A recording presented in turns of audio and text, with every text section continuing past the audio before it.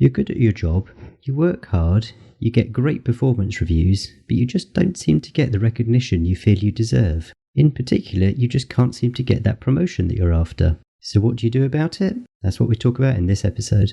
I'm Jeremy Klein, and this is Change Work Life.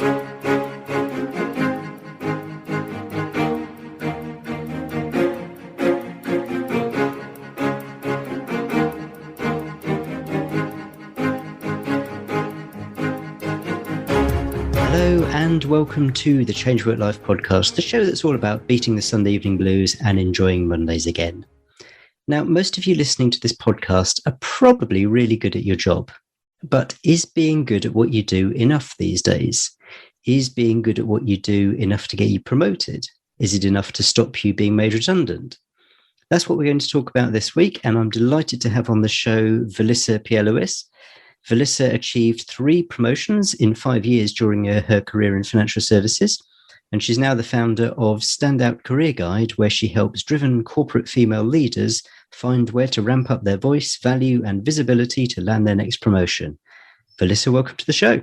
Thank you so much, Jeremy. I'm glad to be here. So could you start off by telling us a little bit about the people you help? I mean, where are they in their career when they first come to you? Oh, yes, absolutely. When women first come to me, of course, they're driven career women. They're working hard. And 2 things have really emerged. They're either challenged with getting to that next level, to that desired opportunity, that promotion, or they're ready to make a change and they're just not clear on their vision and they need help with a strategy and understanding what it is they'd like to do next and then how to position themselves for that. And is the manner in which you help them broadly the same for both those 2 types of people? I mean, in both cases, is it kind of visioning and seeing where they want to end up? Absolutely. That's a great question, Jeremy. It is first getting a sense of what their core values are, what's important to them, what skills they want to use, what type of environment they want to work in. It's really a lot of internal work first, just figuring out what do you want? What are you envisioning? And that's the most important piece. If we don't do that, then coming up with an effective strategy is not going to happen. They're just going to spin their wheels. For instance, one woman, she came to me hardworking. She's an accountant. She works probably she was working about 60 hours per week, saying yes to every assignment. And it didn't align with who she is as a person and what she wants her life to be like outside of work, which is volunteerism, spending time with her family. And when I talked to her initially, she wanted to find another job like that because she had pursued a degree in accounting. And everything she told me as I went through this assessment of what is she good at? What are her challenges? What does she want to do in her next role? All of that, it came out that she really didn't want to do that type of job again, but she was kind of stuck that she wanted to do that, stuck in her mindset that she wanted to do that type of job because she had invested in getting a degree in accounting. Once we went through all of the questions, what she really wanted was a role in operations where she could work collaboratively, where she could work on improving processes, where she could mentor and lead people, which was the total opposite of what she was doing then. And so once she understood what she really wanted, she was able to zone in on those opportunities. But also after our sessions, she was able to go to her manager and say, this is what I want. This is where I want to be in a certain amount of time.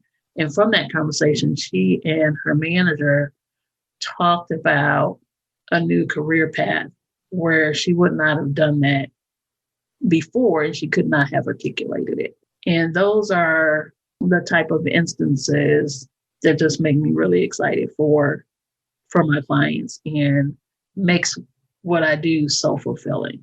because she just had her own aha moments. And what she said to me was just the questions that you asked me, because coaching isn't about giving the answers, it's about asking questions to help someone get to what they want versus being told what they want. Because oftentimes we're trying to live up to someone else's expectations of what we should do. Going back into the history of your career and how you've ended up doing what you do now, how did you start working in financial services in the first place? Wow, I've been in financial services. I worked my way through college. I had a full-time job as I worked through college, and banking was where I ended up. I had a friend that had gotten a job at a bank, and she said, hey, they're hiring at this bank. And they said, hey, if you know any other students that are looking for work, tell them to apply. And I almost didn't apply because I said, oh, I've applied to that bank many times. They never called me. I ended up getting a call and started out as a clerk and then on a technical help desk. That was pivotal for my career because after a year or two, I was tapped for my first leadership role. And it was actually in the payment space, so credit card processing. I really fell in love with that industry and spent 2 years in that industry, both for a startup and for a large regional financial institution, executive leadership roles at both of those organizations. And what I loved about it was challenge. It was challenging. It was variety. And I was always learning and growing. And that's something that is important for me personally. That's something that I need to have in a role. You talked in relation to the people that you help about the challenges of being promoted. And you mentioned one of the types of people that you help are those who are looking to take the next step up on your career. And I know, and you mentioned on your website how even though you were getting good performance reviews, you were struggling with promotion, particularly sort of in the earlier stages of your career. Can you talk a little bit about that? What, in retrospect, was going on or not going on that was making getting promoted such an issue, even though you were getting these good performance reviews? Yeah, absolutely. What I found, so before I went to the financial institution, prior to that, I worked for the startup. So I'll share a little background and, the context will make more sense as I move into the financial institution. But working for the startup, I went from out of college to the first official management role, customer care manager, and worked my way up in that organization to an executive leader, reporting directly to the owner, being his right hand. Fast forward to the next, and I will share that led to a job elimination also. That's how I ended up leaving the startup. But fast forward, I was recruited by this $20 billion financial institution for a much bigger role, more responsibility, more financial compensation, and corporate. And corporate is different from a startup environment. In a startup environment, you're wearing lots of hats. You're learning lots of things. It's all about getting things done, doing a lot. It's a lot of doing. Okay. Move to the financial institution. I'm still that person that's doing, right? And getting things done and performing well, as I shared. Year one, again, like you said, performance reviews. And that performance review led to being tapped to lead a large project. And again, rave reviews, again, working hard, working lots of hours. And year three, same thing, no promotions. And so finally, I'm asking myself, what am I doing wrong? I'm obviously missing something here. What is it? In my upbringing, in my past experience at the other organization, working hard and getting things done, that got me what I wanted. Was there an obvious path at this stage? I mean, was there something that you could see, not just that you weren't getting promoted, but you could see something ahead of you that you weren't getting promoted to?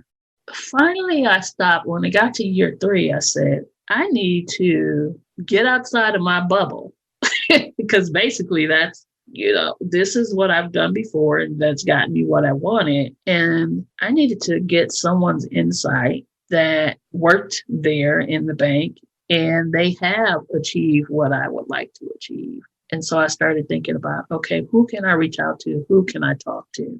I spoke to one woman and said, hey, could you mentor me? And she didn't have the capacity to take on a mentor, but offered to introduce me to another woman, another executive that was a couple levels up from me, who already had a mentor, but then told me about a corporate program. And I participated in that program. So that was a good start. The conversations there, I mean, how did you know that what you needed was mentorship? And how did you think about asking this first person? Because it's quite a scary thing, actually. It's quite a vulnerable thing to do, to go up to someone and say, hi, I need a mentor. So yeah, tell me a bit about that. I would say, hey, if my way isn't working, I am a reflective person or introspective person, and said to myself, this is what I'm doing is not working. And there are women here in positions at the level that I would like to be. And who do I know? Who do I have a connection with? And so the first woman that I asked when I arrived to the company, because I relocated from where I grew up my entire life to a new state, to a new place where I didn't know anyone. This particular woman was a peer, but she wasn't a peer. She was a step up from my direct manager when I got to the company. And she would often check in on me and say, hey, how are things going? I'm hearing good things about you. I'm hearing good things about your work. And so I felt like she would be, based on where she was in the organization and the interest she showed in me when I first arrived at the organization, that she was a person that I could talk to and ask for advice. So that's how I chose person number 1. Then person number 2, she introduced me to someone, to that person. And then that person introduced me to another person to get into this mentor-mentee program. What was the reaction of person number 1 when you asked her? I mean, you said that she said that she didn't have capacity to mentor you, but I mean, was her reaction one of sort of surprise, sort of, oh, I didn't expect you to ask that? Or was it sort of knew it was coming? Or was she grateful to be asked? Or sort of was her approach, yeah, this is the sort of thing I do? What was her sort of reaction? That's a good question. If my memory serves me, I believe she said to me, well, I'll share the feeling that I got because I really don't remember. That is a good question. I remember her saying, so I felt like, hey, I want to help. I don't have the capacity, but let me find you some help, and good for you. That's the sense that I got from that conversation. The reason I wanted to ask you that is because I think a lot of people will have fears about approaching people to ask that sort of question. But clearly your experience has been that, yes, this person wasn't able to help you themselves directly, but A, they were grateful that you did it. B, they thought that it was the right thing that you did it. And C, even though they weren't able to help you themselves, they were able to point you in the direction of someone who was. Yes, and that's a great point because that's what I found most of. If someone can't help you, they will, more times than not, think of someone that can, as long as your ask is clear. And so my ask was, I'd like a mentor. Here's why. I'm getting this positive feedback, these performance reviews that exceed expectations, yet I'm not moving forward. So I believe that I need to learn how to navigate a corporate environment versus a startup environment. And I admire what you do and what you achieved here. Would you be willing to mentor me? And that was my ask. So you got into this corporate program, and what did you learn from that? What changed? What did it teach you to do that was kind of the aha moment? To be honest, the corporate program, and this was my first time experiencing a program this way, and having gone through it, I would take a more proactive approach to what I want out of my mentor. So honestly, this particular program, I didn't feel that it was as fruitful, that mentor-mentee relationship. I actually feel like I got more out of the introduction to the woman that told me about the mentor-mentee program. So I would say what I got out of that program is to take ownership for what I would like to get out of that type of relationship. Set expectations about here's what I want to learn. Here's what I'm looking for. So fast forward out of those relationships. And again, I'm thinking in my memory banks, I'm feeling like I still need more. I'm still not quite clear on what I need to do. I feel like I didn't have an actionable step. And so I thought back to another woman that I met early on in my career there. My direct manager reported to her, and there were no women in the C-suite when I first got to this financial institution, and now this woman was in the C-suite. And I shared the same thing that I shared with the other women, that I wanted to build a career there, a successful career there, and how could I navigate? What more could I do? And during the conversation, I received affirmations about what I was doing in my performance, but I just still hadn't got, again, something that I could latch onto. But I had made a friend and mentor who gave me one question to ask, which was pivotal in that conversation.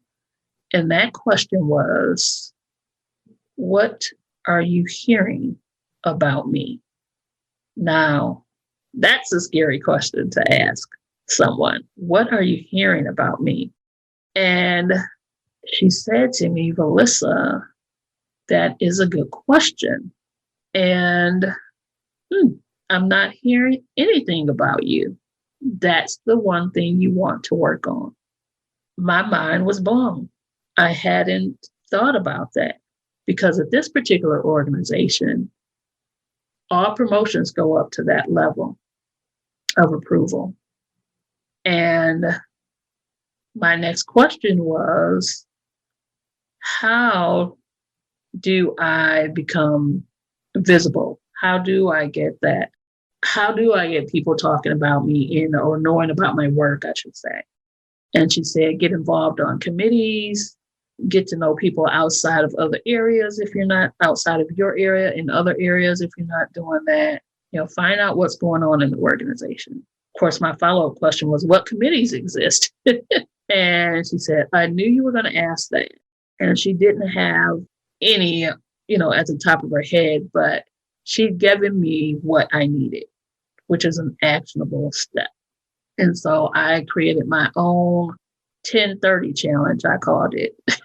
Just reach out and, talk to 10 people in 30 days that meet for coffee or meet for lunch or meet for dinner even. And I just sent them a simple 1 or 2 sentence email and said, hey, I am trying to get better about reaching out and connecting with others in the organization and learning about what you do and what you're involved in, and just pushing myself outside of my comfort zone. And I didn't know how many people would actually say yes. I didn't expect everyone to say yes.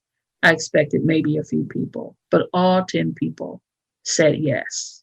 And out of those 10 people, I would say a third said, oh my goodness, this is something I've been meaning to do. And I was also working with a coach at the time, so I invested in a coach as well.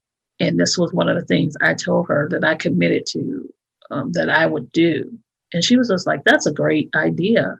And it really was helpful in making those connections and understanding what else was going on in the organization. Because if I stayed in my bubble, in my department, or just the people that I come into contact with on a day-to-day basis, that just didn't give me a view of what else was possible outside of my particular department.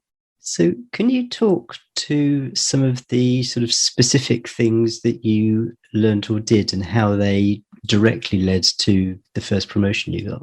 I will say the first thing that I did after having those conversations, it helped me be much more comfortable in saying what I was interested in, what I wanted. Again, the friend and mentor, she shared with me a woman, a executive. She is an author. She's an executive on Wall Street. Her name is Carla Harris. She has a book called Strategize to Win.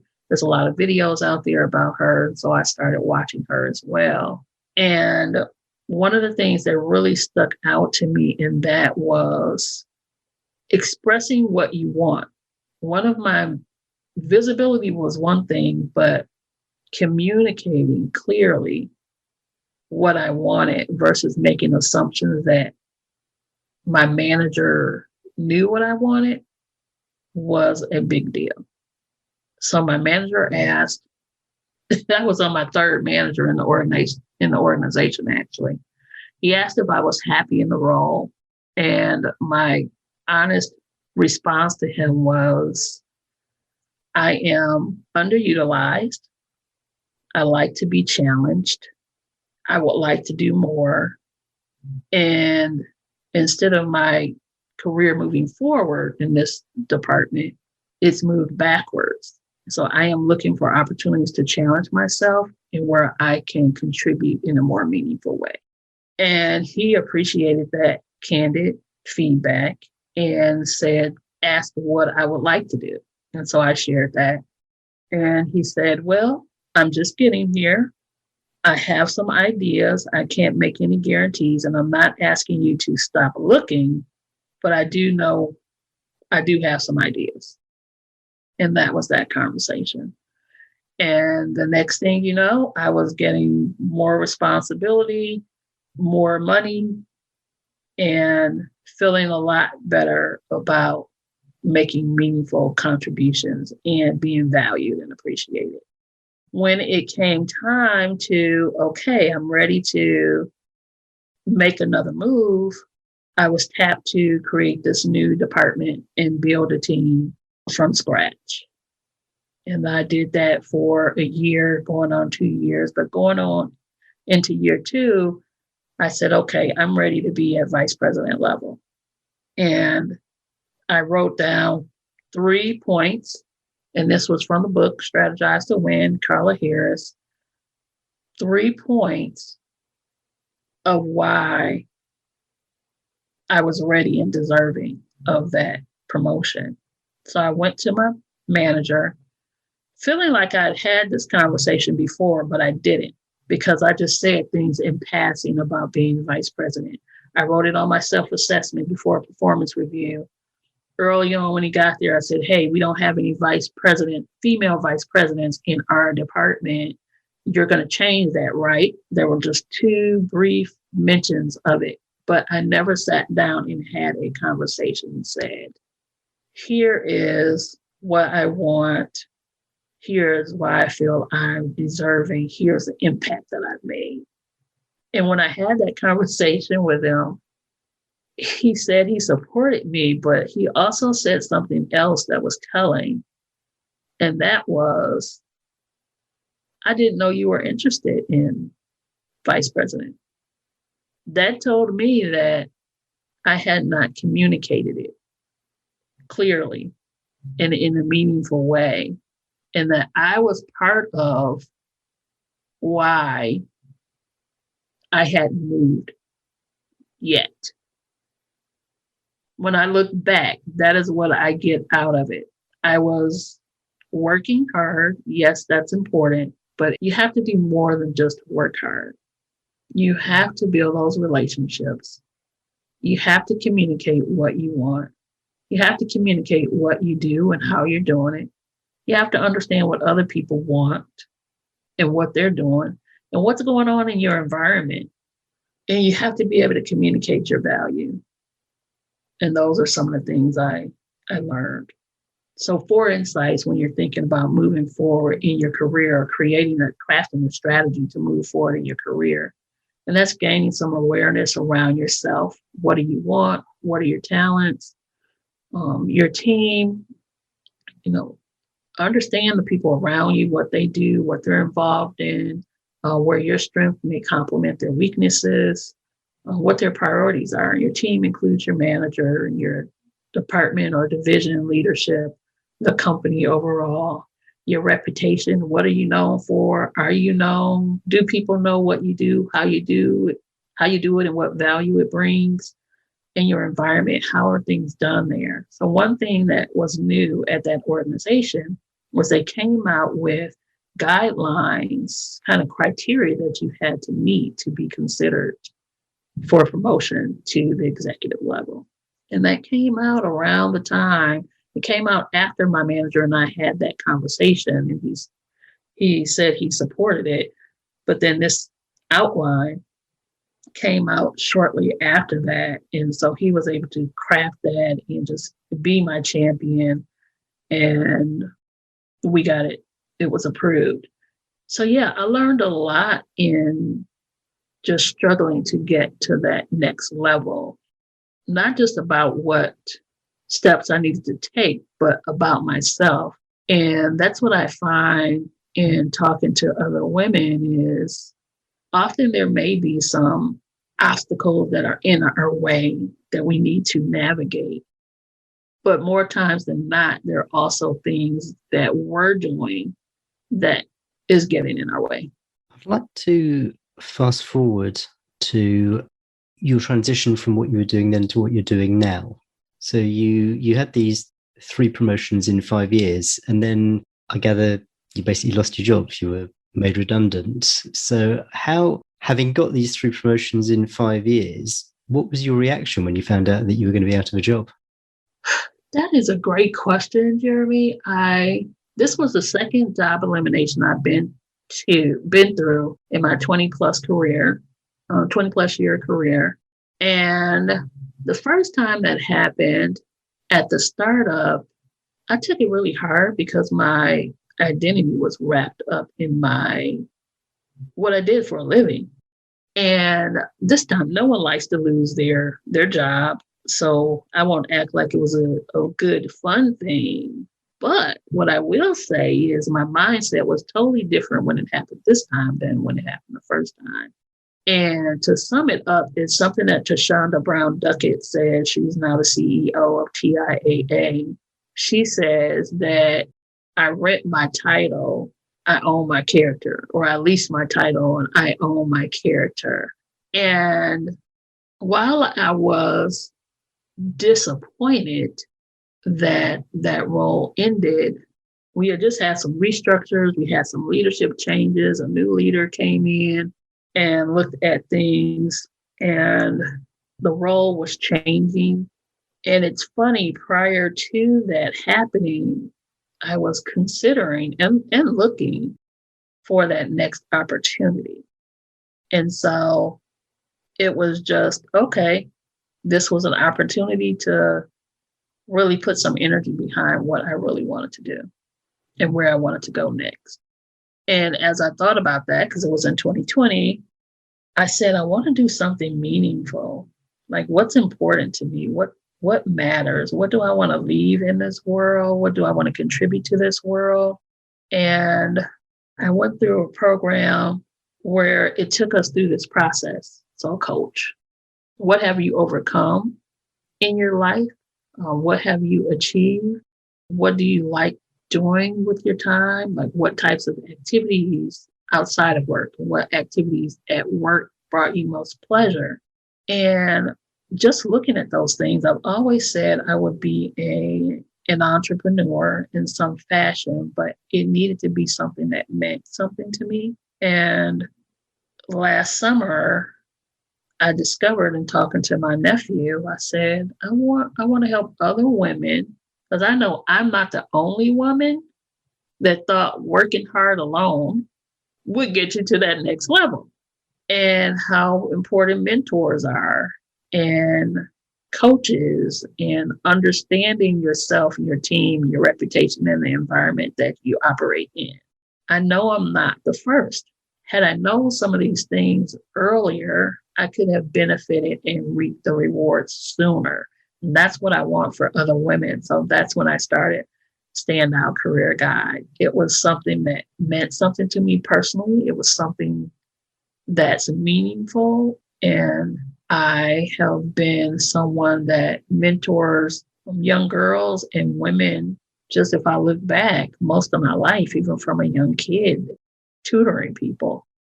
And so I started my coaching practice, and it started out really being a help to me as I was searching for a new role, a new W-2 role. And having gone through that, women would come to me to help them with that. Because in spite of going through this job elimination, I'm on LinkedIn and I'm putting out posts, and they're positive posts, and people are going, how, you just lost your job. How are you out here, inspiring other people, and how do you do it? And for me, when you focus on helping other people, it just took the pressure off, but it also took the focus off of me. So now you've been doing the coaching for give or take a year or so. Where's it going to go next? Is this your path now? Do you think you're going to stick with the coaching, or do you think you'll go back into corporate life? What's your own personal vision for where you want to end up? I am absolutely sticking with the coaching. I am a coach at heart. I also do have a W-2 role. I accepted a role as a customer success manager for a tech firm. And they have a very entrepreneurial, think like an owner culture. So the schedule is flexible. They celebrate who you are outside of the company. And this particular role, it allows me to also experience those dynamics that my clients are experiencing on a day-to-day basis. So right now, I'm going to do both. I'm going to be that. Yes, they know that I'm doing the coaching, and they celebrate it. And in fact, when they introduced me to the team, this is Valissa, and she is also, she owns a business. She's has her own coaching practice, and she's a coach. And another person on my team, he is a basketball coach. And another person on my team is the CFO in their own company. So they just embrace this entrepreneurship. They see it as a value add to their organization versus a threat. And so that's very interesting. And I sought out this organization because of the culture, but also because it's a tech firm. And in my mind, that will make me even more relevant. And it also adds value to me as I continue to grow and develop my business, because they are entrepreneurs at heart. You've mentioned a couple of resources as we've been talking. Are there any other resources, books, quotes, anything which you'd like to share has been particularly helpful for you, or which you find yourself recommending to other people or your clients? Yeah, I will share 2 books and 1 quote. The first book, which is one reason why I'm here, is Build Your Dream Network by Kelly Hoey, J. Kelly Hoey. And if that name sounds familiar, you will recognize that I have had her on my podcast before, and I'll put a link to the episode. I don't have the number offhand, but I'll put a link to that episode in the show notes. Yes, and Kelly, she just really took the pressure off of what networking is. The networking mindset is so totally different from schmoozing and all of those things. In fact, she says that, introverts make the best networkers. And I just love that. So her book has been really, really helpful. The second book that I found helpful, and I've recommended it to women and they've read it, and just felt it is an absolute jewel. And they were so glad that I recommended it, is How Women Rise. That book is by Sally Hagelson and Marsha Goldsmith. It talks about the 12 habits that hold women back.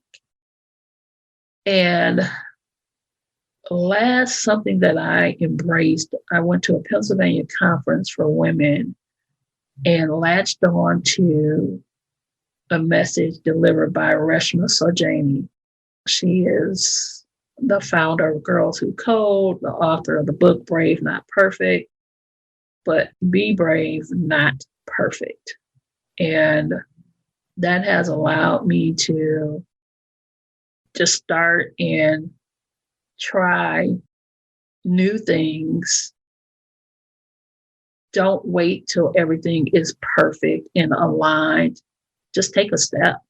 And that has been so huge for me in a career and in a business.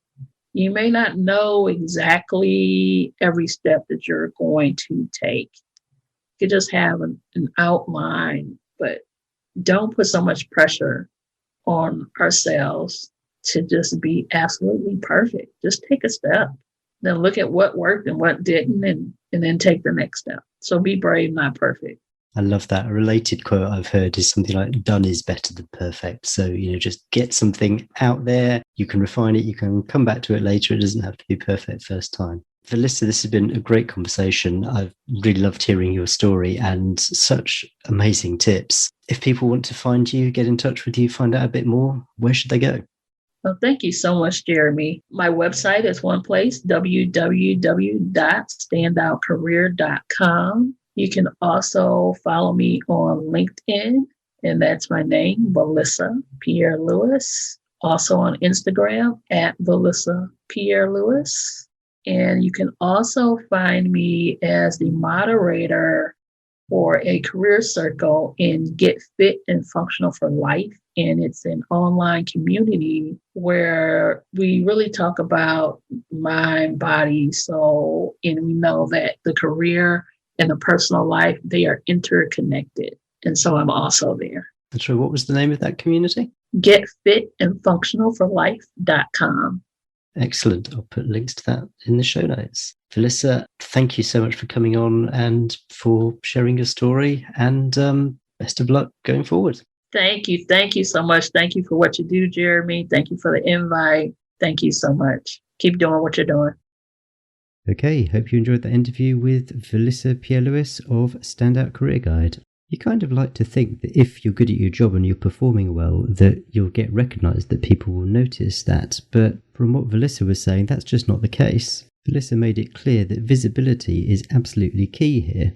That question that she suggested asking people around you, what are you hearing about me? That's really powerful, and it gives you some great insights. It's a really uncomfortable question to ask, I get that. But I guess then you just go back to that question that comes up time and time again. Well, what's the worst that can happen? There's a summary of everything we talked about, links to the resources that Valissa mentioned, and also to her website, and a full transcript of the interview if you'd like to catch up on a part of it. They're all on the show notes page, which is at changeworklifecom/106. And I mentioned this last week, and I'll mention it again, but it would be great if you would share this episode and share the podcast generally. Valissa had some fantastic tips for what you can do if you want to achieve a promotion. And you'll recognise a few of the tips from episode 60 with Stacey Mayer when we talk about a similar subject. If you know anyone who just looks like they should be promoted but they seem to be struggling with it, well, do please share with them this episode and episode 60. There's loads of stuff there that's going to help them. And we've got another interview full of tips coming up next week, so subscribe to the show if you're not already, and I can't wait to see you next week. Cheers. Bye.